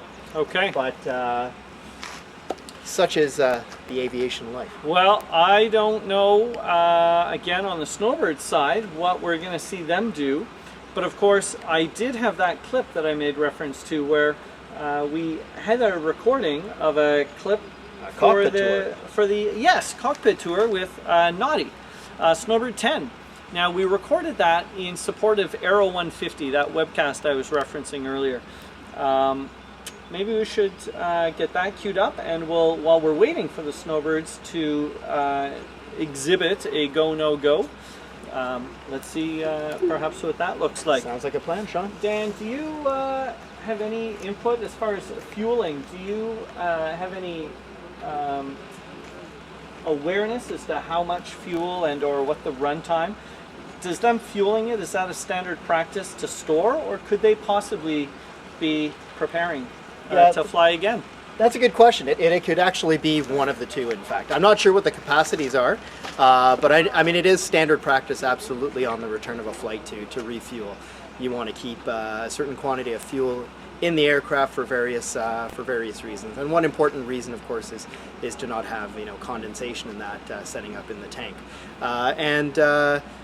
Although an interesting fact here is that we don't necessarily fill up to the top. I mean, an aircraft like this, in a warbird aircraft per se, I'm not quite sure what they might do or not do. In a general aviation aircraft, I may not fill up the tank to the top because I can't plan my next flight necessarily in terms of the passenger load, and we trade passenger load for fuel and back and forth basically. So what we'll do is keep the tanks up to a certain level in anticipation of a next flight and then adjust accordingly. Anyway, I think we've got a clip ready to go with the Snowbird 10 that we've had recorded for Aero 150, and it's a cockpit tour. So, Sean, take it away. I'm fortunate to be at 15-wing Moose Jaw, embedded to understand what happens at home base before the Snowbirds can take flight. Shows like Aero 150 that you're about to see. So I've been welcomed into the workspace, into the professional office of a Snowbird, of a Tudor jet. I'm here with Naughty. Naughty, give me a quick tour of your office. And thanks for doing this. Oh, it's my pleasure. Welcome. This is where we spend a lot of time on the Snowbird team. It's the CT114 Tudor. And as you can see, the cockpit has a lot of switches and dials in it. But just like any other professional in the Canadian Forces, for people who steer subs to drive tanks or any other complicated job, we're well trained, so we know how to use everything that's in here. What you've got is essentially you have the instruments in front of you that allow you to fly the airplane airborne. So you have your airspeed, your attitude indicator, your altitude, which is how high you are. You got your VSI, your compass or your EHSI, and then you've got another directional finding instrument. Everything else in this area here is mostly engine instruments, and then we have some radios, and then down here we have more radios and our transponder. So it's really broken down into some very simple areas of how we get the airplane moving once it's airborne, and then how to get it started and maintain radio comms with the people on the ground. Okay, now we know that we're in an older equipped cockpit, which is fantastic. What are some of the differences between this version and what you're going to be flying for us at today's show? Well, what you're going to see if you get a little bit up closer to one of the airplanes in Gatineau is that we have a brand new GPS system in the front here. And much like an iPad, it's touchscreen and it's all color, and we can look at weather, we can look at upcoming maps, we can change maps, we can set up approaches. So it's one of the most advanced GPSs in the Canadian Forces, but it's embedded in this classic sports car that is the Tudor.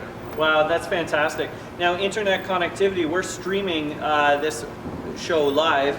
Are you able to catch YouTube on there? No, there's no YouTube on there, and if there was, you'd probably find the Snowbirds pilots watching videos of themselves anyway. That's outstanding. Some of these device controls are very specifically colored, almost as if they're going to tie into safety. Can you walk me through some of the safety aspects?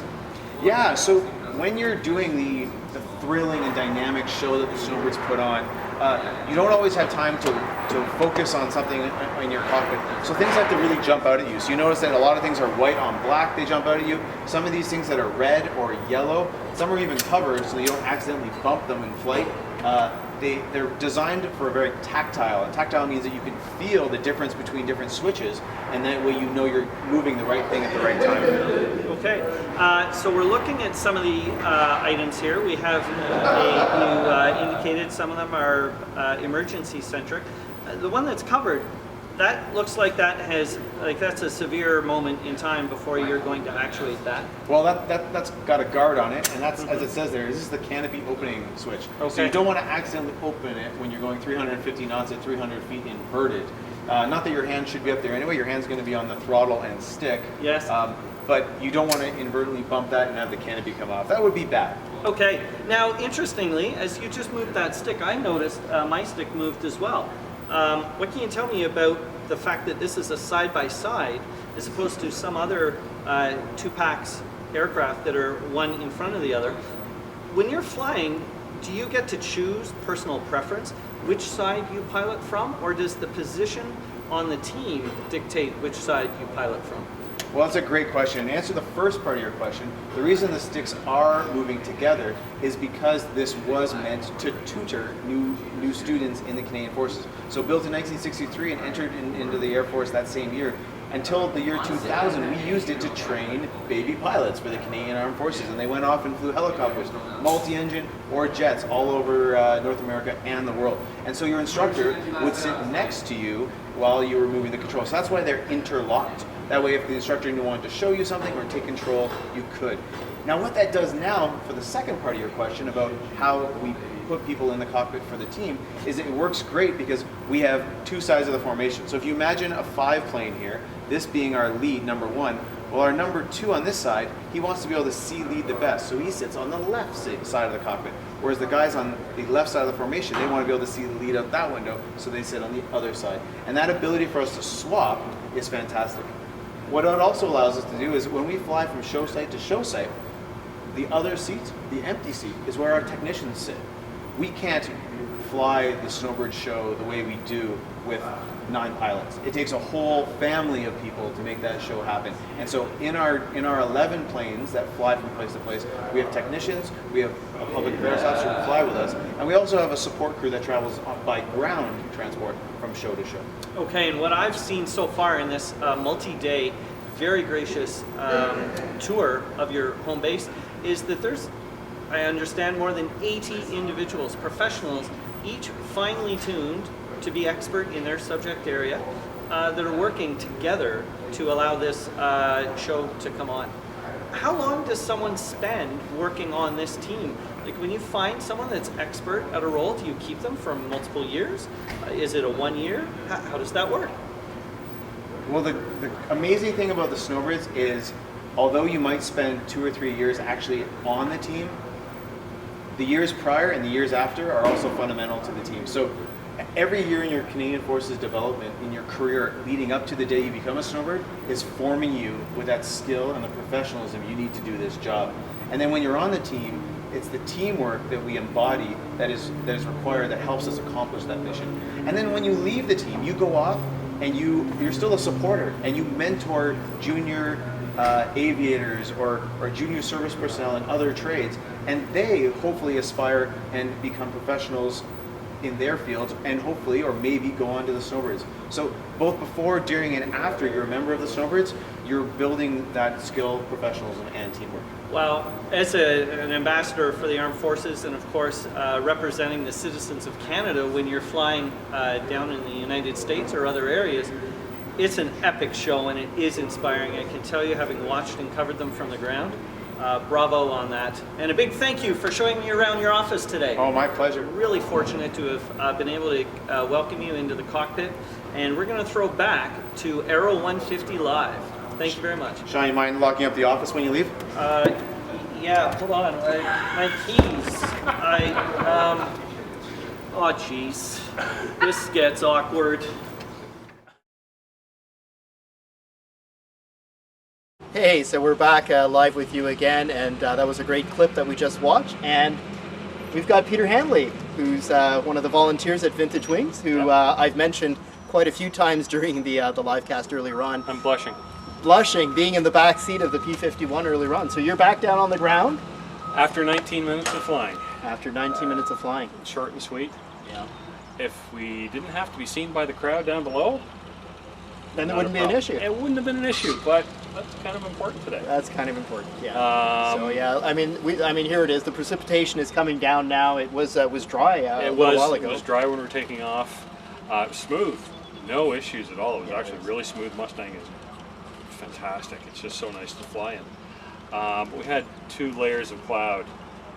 One which below was a great backdrop for photographs. Wonderful.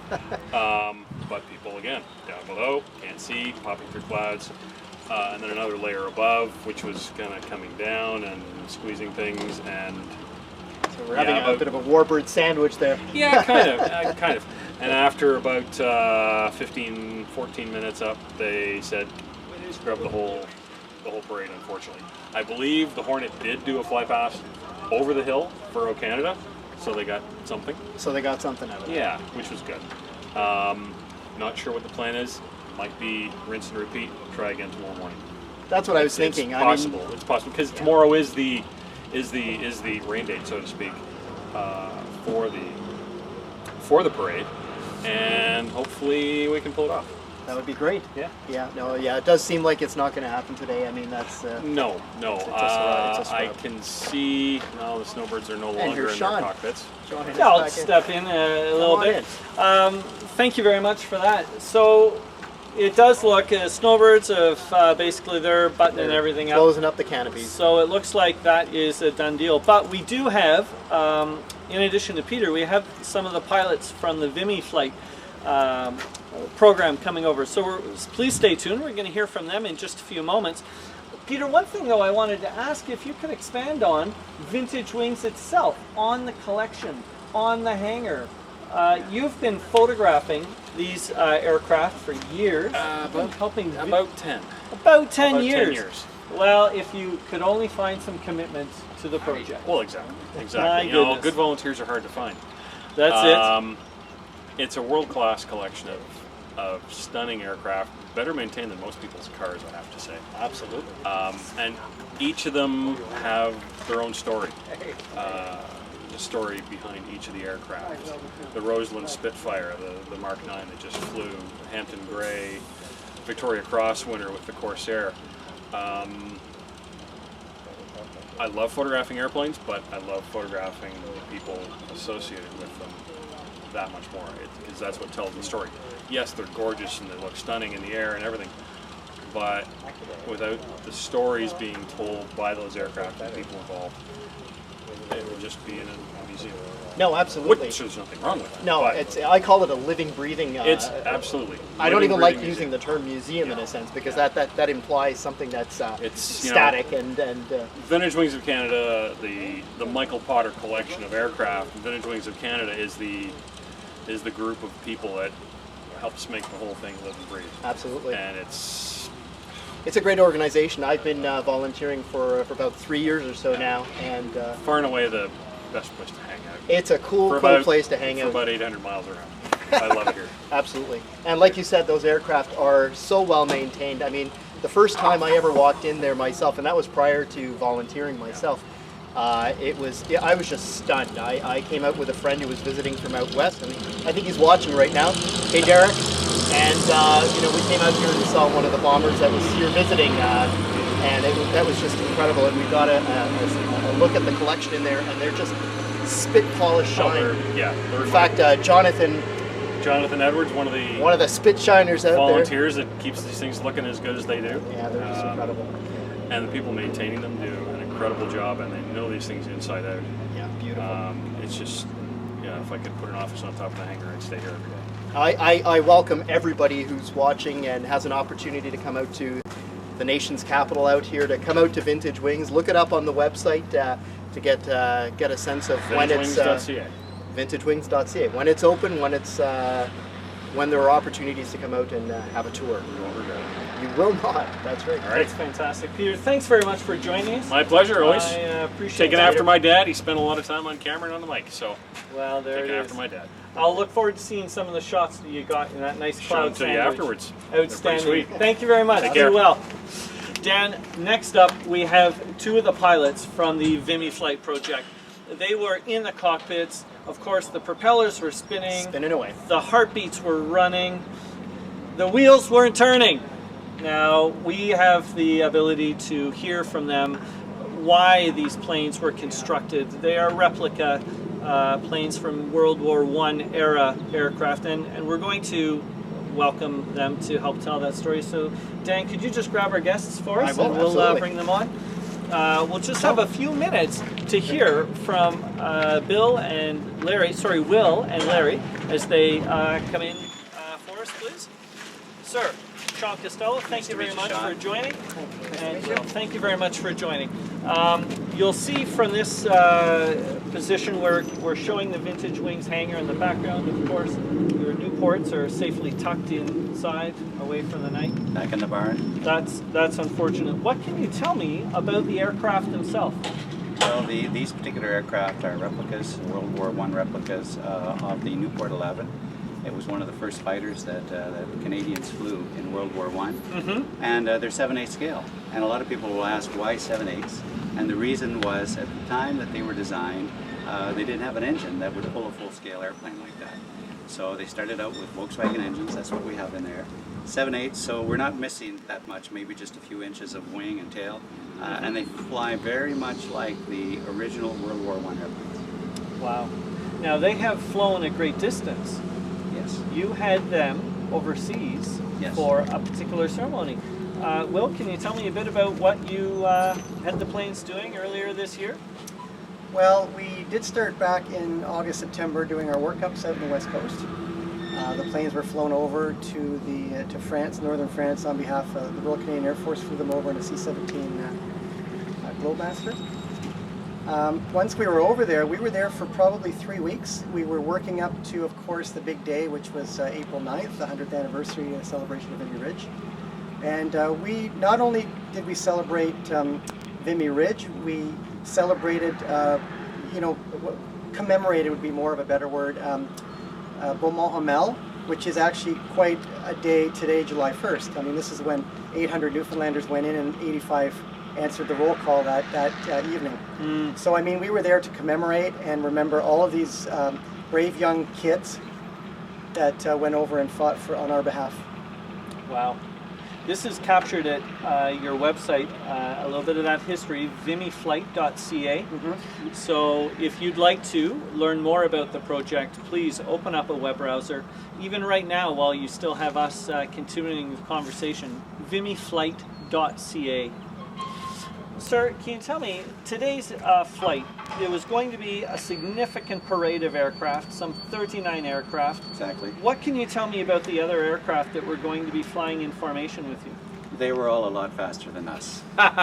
So you got to set the pace? You were We were going to set a slow pace of 60 knots, about 75 miles an hour, and they had us a little bit ahead, so they gave us a little bit of a head start. Our hack point, our initial point to do the run-in was over the Rockcliffe Airport at the Canada Air and Space Museum. Okay. So we only had 3 miles to go, and for the rest, right up to and including the CF-18 and the Snowbirds, they had to transit as much as 24 miles. So we were going to lead the formation of 39 aircraft, and we were going to be looking behind us just to make sure they weren't too close. Very nice. What is the approximate operating time and or distance? What's the range of your replica aircraft? Well, they hold about 13 gallons, and they burn roughly 3 to 4 gallons an hour. Okay. So we're looking at 3-4 hours in the air, but we're never that long. We're normally an hour and a half. There's nothing fancy about these airplanes. It's stick and rudder flying, so you're constantly on top of this airplane. So you get tired, and you usually stop after about an hour and a half. That's probably what we limit our flights to. Okay, very nice. I noticed you did not take to the air today. Is there another opportunity for people in Ottawa to see your planes, either tarmac, up close, have a conversation, or in air? Absolutely. Even today at the Oh, here Canada, comes Hornet 1. There's Hornet 1 landing. Hey, Glib. Oh, touch and go. Very nice.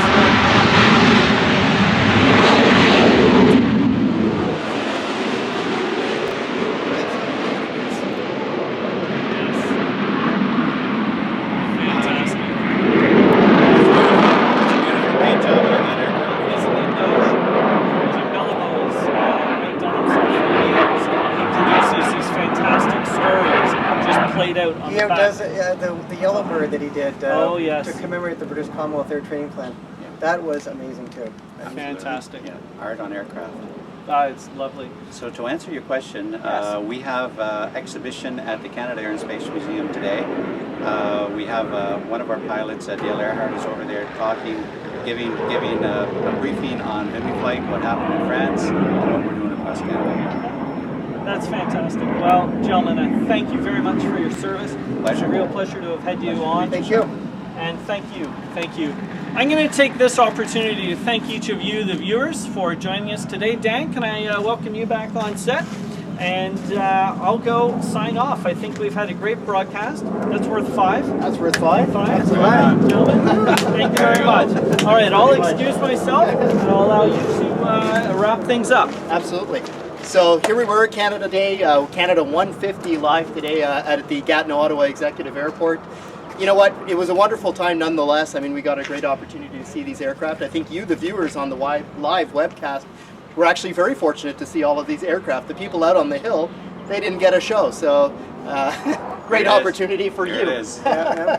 So again, thank you very much, gentlemen, for being here for this little final interview. Help us wrap it up, and great work. And there you folks, if something happens that we find out that there's another opportunity tomorrow, who knows? There is a plan for tomorrow. Well, there you go. Tomorrow at 11 o'clock. Stay tuned.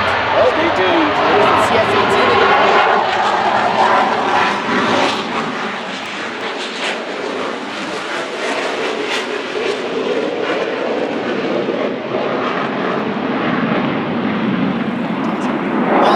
Are we still live?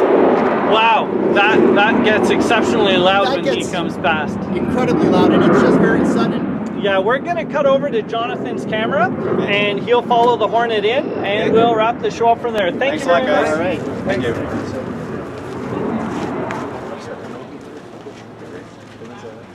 There's a backup plan for, I believe it's 11 a.m. It's 2 hours early, and it's most of the airplanes. The Lancaster can't make it, but I think the plan is to have all the other military assets coming.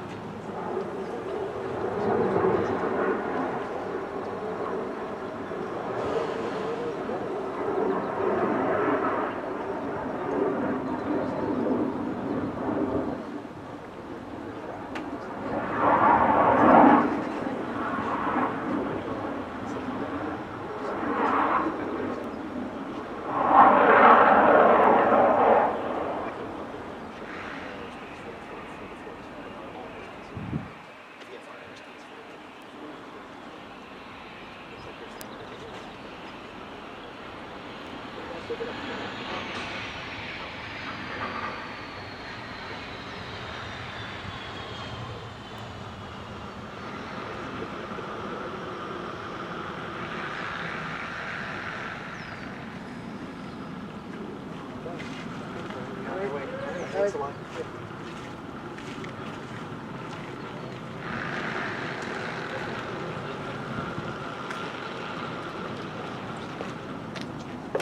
So we're just going to track Glib as he turns around and recovers back to the tarmac, and that'll complete our show. Thanks very much again for joining us.